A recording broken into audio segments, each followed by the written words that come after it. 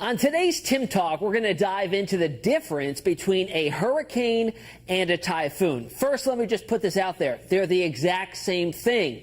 They're just different names. And why are they named differently? Well, it depends on the basin in which they form, the ocean in which they develop. If they develop in the Atlantic, the East or Central Pacific, they're going to be called a hurricane. That's what we're used to hearing. However, if it's out in the Western Pacific, it's called a typhoon.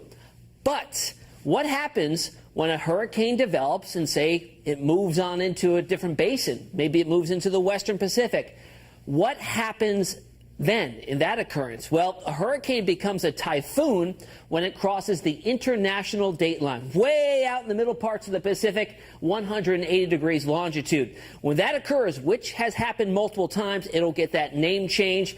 There are a couple notable occurrences here. We'll start off with Hurricane Ioki that actually crossed the date line. It became Super Typhoon Ioki. It can go in the other direction, too. We had Hurricane Genevieve turn into a Typhoon Genevieve.